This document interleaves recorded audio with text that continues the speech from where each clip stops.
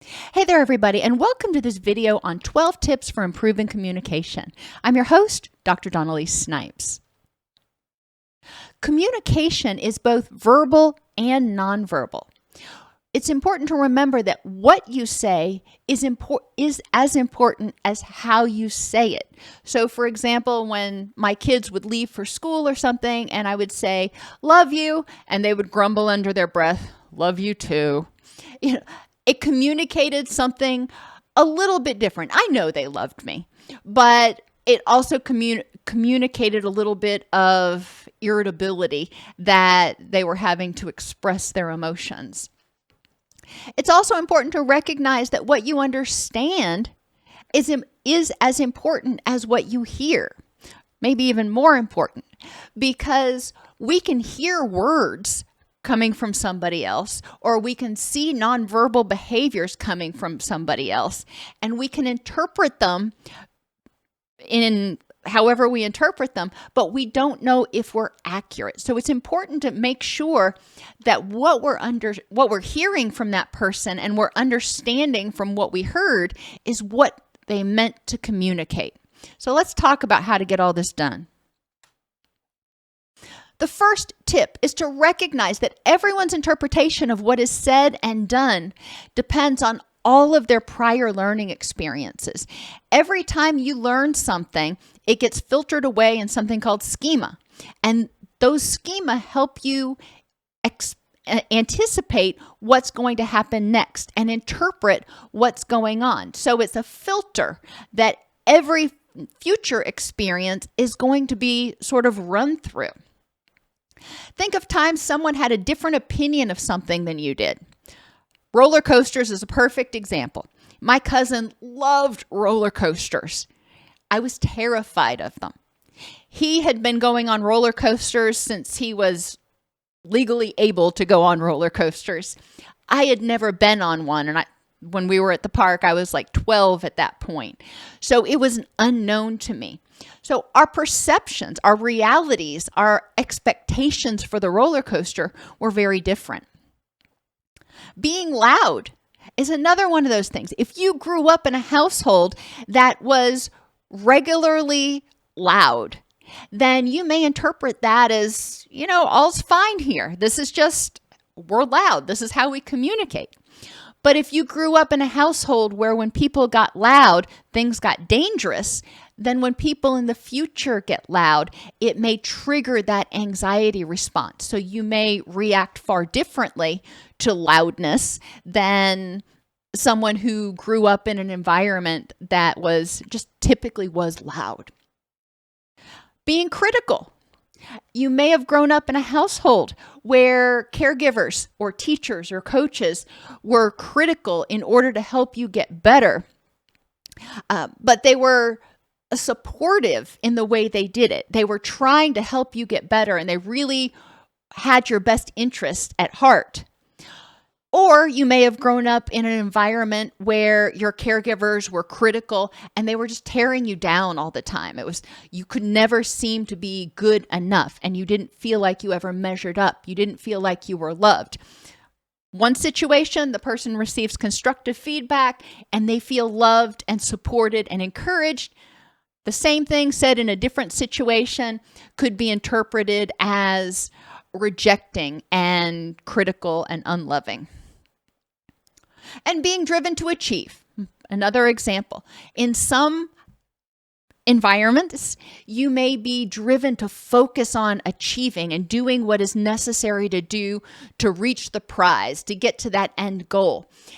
Other people may approach the situation very differently because they're more focused on everybody getting a fair shot and everybody feeling accepted and safe and comfortable.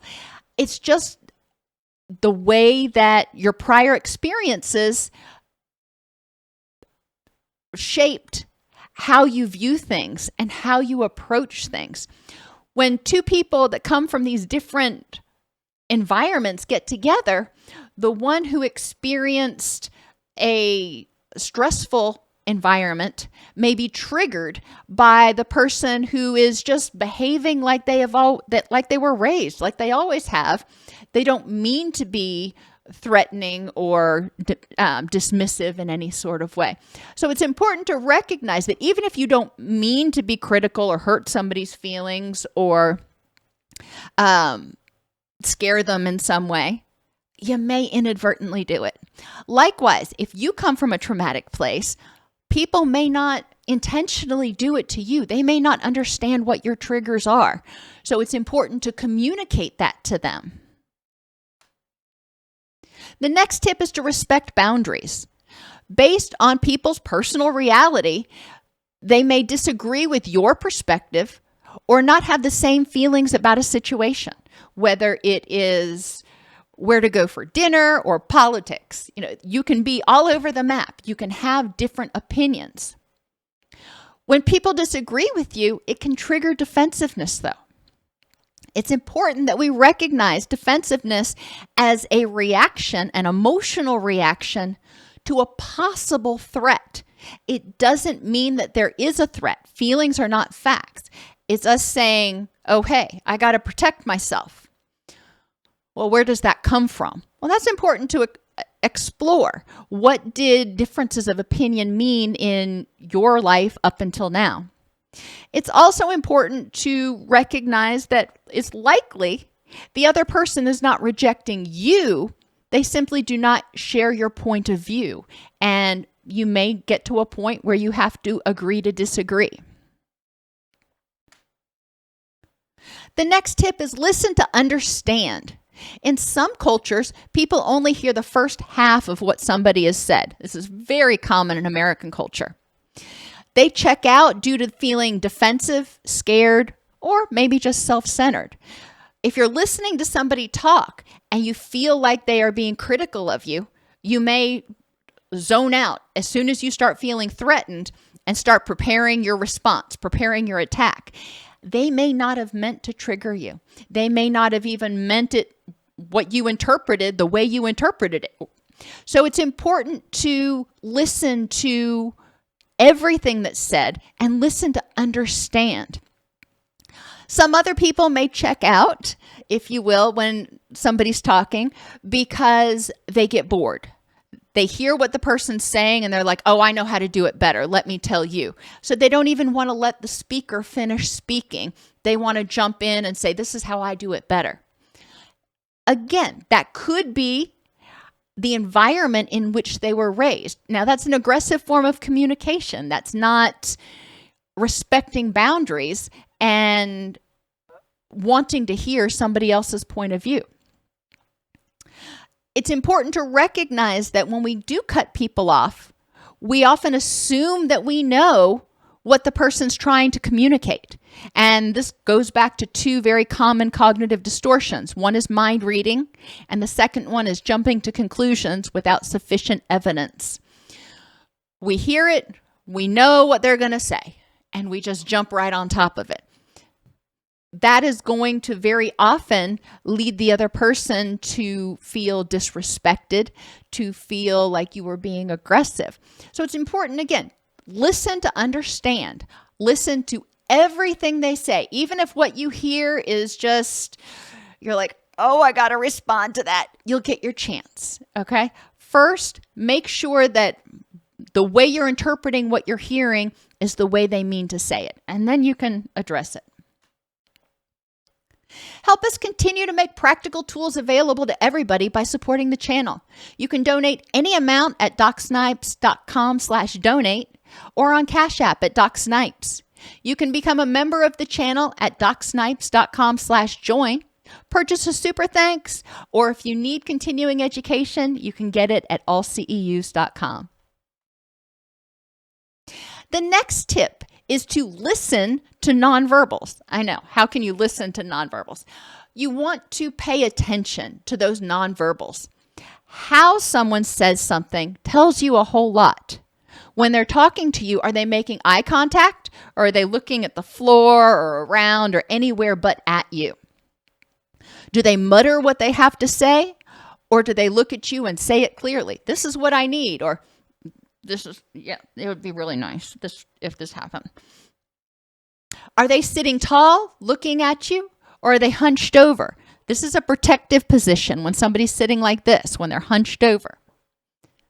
Are they squared off with you, or are they angled towards the door? Think about how much more connected you feel when you're talking to somebody and you're squared off versus when you're not facing one another. Do their words match their gestures? If they say, sure, I'll go ahead and do that, that doesn't match the gesture. And it's important to recognize. Or if they say, it's fine, it's really fine, you know by hearing it that it's not fine. Their words are not matching their gestures or their tone of voice. Or are they aggressive in their communication, being loud, dramatic, and maybe even getting in your space? And customer service people have to deal with this a lot, where somebody comes up and they expect to get grief about returning an item. So they walk in and they're already prepared for a fight. And they go in and they slam something down on the counter and they're like, this doesn't work.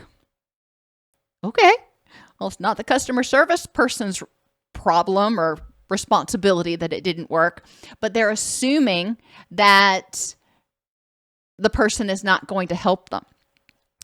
It can be helpful for the customer service representative to say something like, I would be really upset too if I got that all the way home and it didn't work for me. And just paraphrase what you are understanding, what you are hearing from their nonverbals to help them feel like you're paying attention, like you're connected. Which takes us to paraphrasing. Summarize what you heard to make sure what you understood is what they were trying to communicate. For example, I'll use the example of being critical. If somebody is talking to a friend or a roommate and says, you've had these tasks on your list for 6 months and have not made any progress. Okay. The person hears, so what you're saying is I'm lazy and I sit on my butt all day. That's not necessarily what they said. They didn't clearly communicate that they were hoping to get some sort of timeline for when the stuff would be finished. So it's important to really clarify what is it that you're trying to communicate to me, and how can I do this? And the person who heard it took it very personally and assumed, probably based on prior learning experiences with other people, that the speaker was being hypercritical. Another example, if a caregiver says, you are so stubborn, just like your father. The child may hear, so I'm a useless idiot and you're going to kick me out too. Because they heard this caregiver calling the father a useless idiot before they got divorced. So now they're saying, okay, well, if I'm just like my father, then I must be a useless idiot too, and I'm going to have the same fate. So it's important to recognize. Now, the child is probably not going to be able to paraphrase, but it is important for the caregiver to recognize, is this child understanding what I'm trying to communicate? And we'll talk about if there's a nicer way to say it in just a second. Take a breath. This is an important one. And generally, it's not helpful to tell people, take a breath, because they are feeling stressed, they are feeling threatened, they are feeling anxious, and you invalidate them by saying, basically, calm down. Yes, we want them to calm down, but first it's important to acknowledge, I can see you're really stressed out right now, or starting to feel very anxious. Maybe we should take a break. If this is you, if you are talking to somebody and feel like you're getting upset, your brain is telling you, you might be unsafe. Remember, feelings are not facts. It can be helpful to excuse yourself, maybe go to the bathroom, splash some water on your face, take a break for a second so you can figure out, in this context, at this time, am I safe? Is there something to feel scared or angry about? Keep it objective. If you dislike a behavior or disagree with somebody's opinion, keep it objective. Stay away from judgmental words. Avoid statements like, you're an idiot, just like all of those other fill in the blank. And I think we've all heard a similar statement over the past 6 years.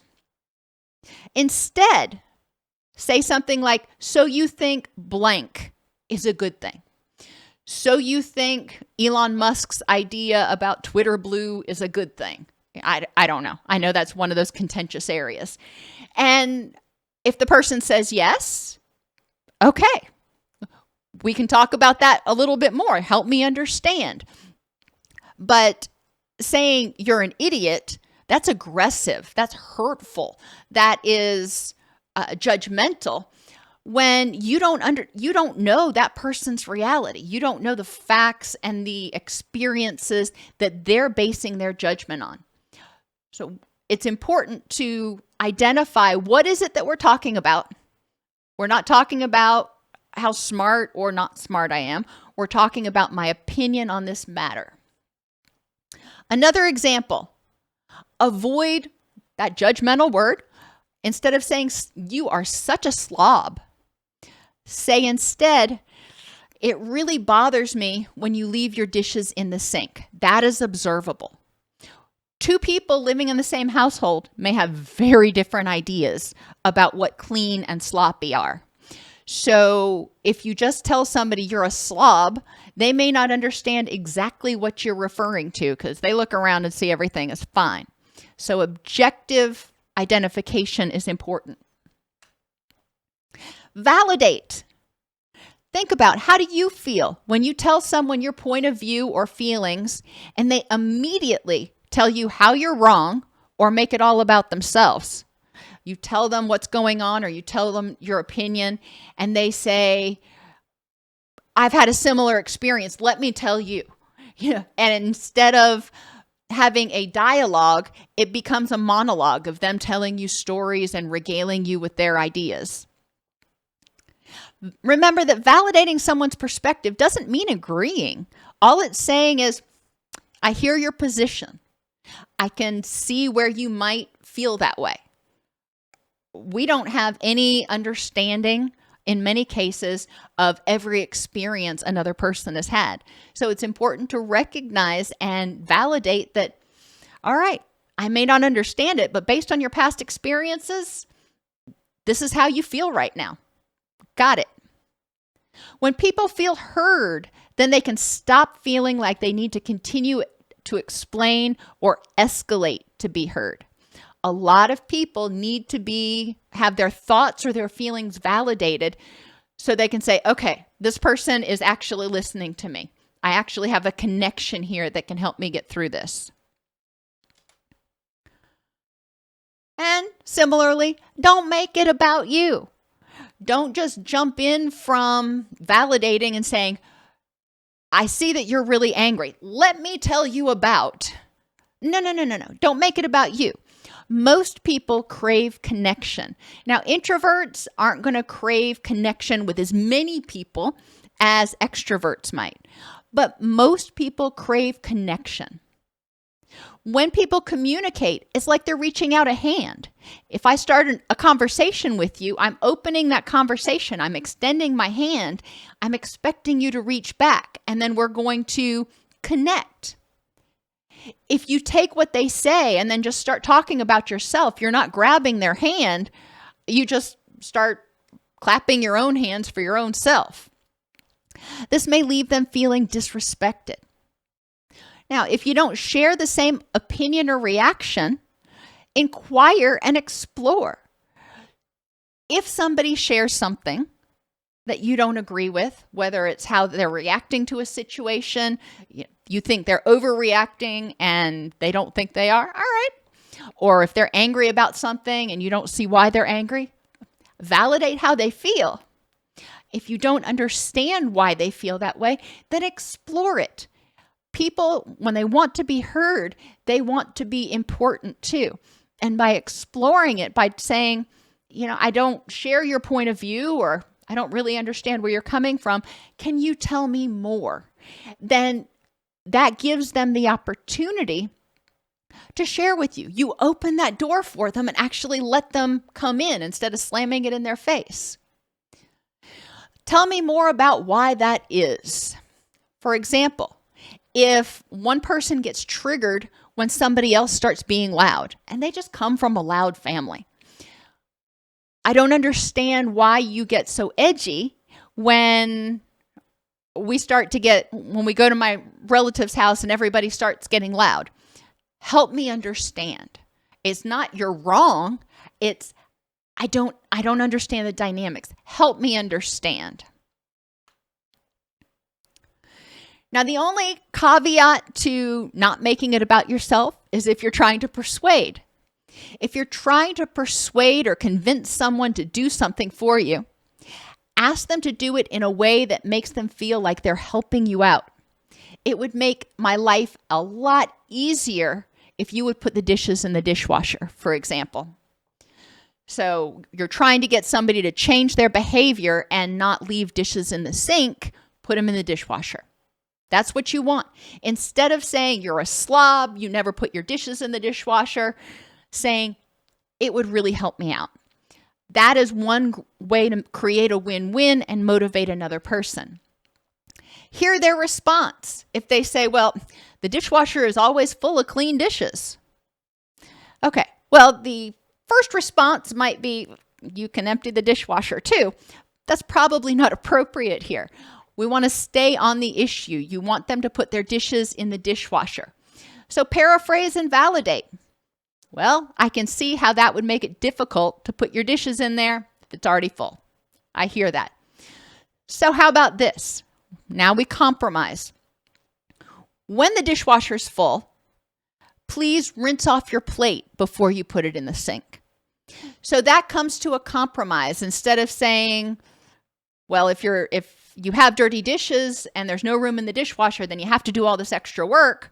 All you're saying is, I'm just asking for this little bit of extra effort. Assert yourself is the next tip. Remember, assertiveness says my thoughts, wants, and needs are just as important as your thoughts, wants, and needs. So once you've heard the other person and confirmed you understand what they were trying to tell you, then it's your turn. Remember, I said your turn would come, but it's important to first hear and validate and connect with that other person so they feel respected, so they can sort of let their guard down. Avoid those judgmental terms like stupid, lazy, narcissistic, blah, blah, blah. Remember, their opinions and feelings are just as valid as yours, and stick to the facts.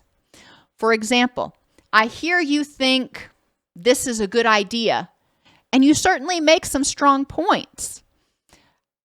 And you can say, and I agree. Or, however, I still have some concerns.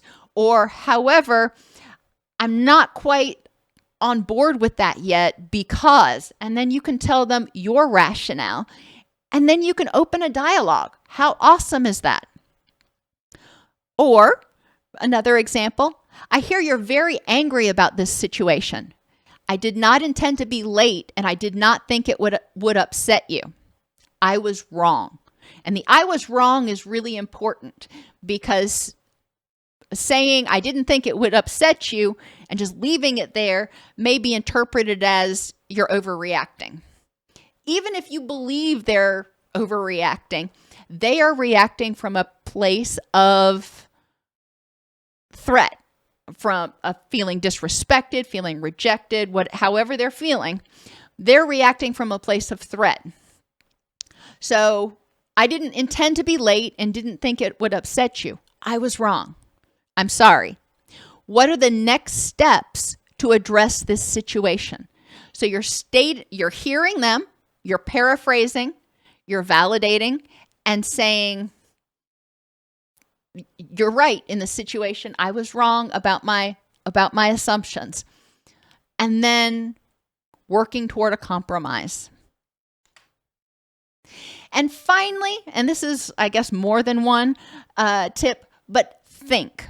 Think before you speak. It's important to remember that not everything actually needs to be said, not even the things you say to yourself in your own head. Sometimes we need to shut off that voice too. So think, is what you're saying truthful? If it's not truthful, don't say it. That's pretty simple. The next one, H, stands for helpful. Is what you have to say truthful? Okay, if it is, great. And helpful. Could be. All right. So it's truthful and helpful. We're working towards talking. I, inspirational. If it's truthful and helpful, how can you say it in an inspiring way instead of being critical? How can you say it in a way to motivate somebody to do it or see your point of view instead of feeling like they're being criticized or pulled down? Necessary is N. Not all truthful, helpful things need to be said. But if it is truthful and helpful and necessary, how can you say it in the kindest and most inspirational way possible? I'll give you an example. When I was younger, I used to fold towels a certain way, and my mother wanted them folded a different way. Was it truthful that her way may have been a better way to fold them? Maybe. Was what she was trying to tell me helpful? Yeah. It would have been helpful. Ultimately, I realized it was helpful and saved me work in the long run, but I didn't realize it at that point. Was it necessary? No. It really wasn't necessary to get into a disagreement and for her to get extremely angry at me for folding towels a different way. But in retrospect, I recognize that she may have felt rejected or disrespected because I was not following her lead. But it wasn't something that was necessary to actually have a discussion over at that point in time.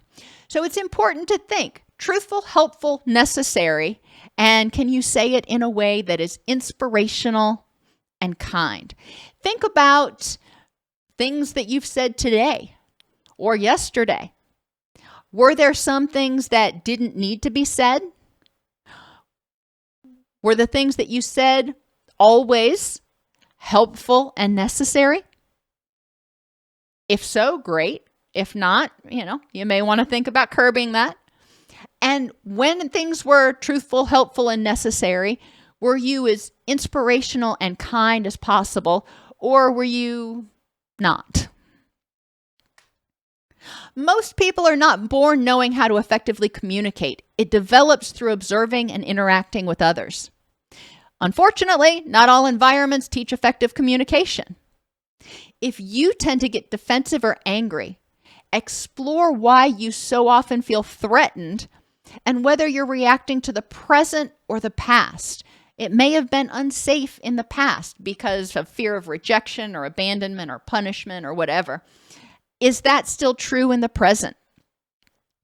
If you tend to feel unheard, explore why it's unsafe or it was unsafe to assert yourself. And again, whether it's still unsafe to assert yourself in the present. The skills in this presentation can help you start strengthening your relationships and more effectively get your needs met.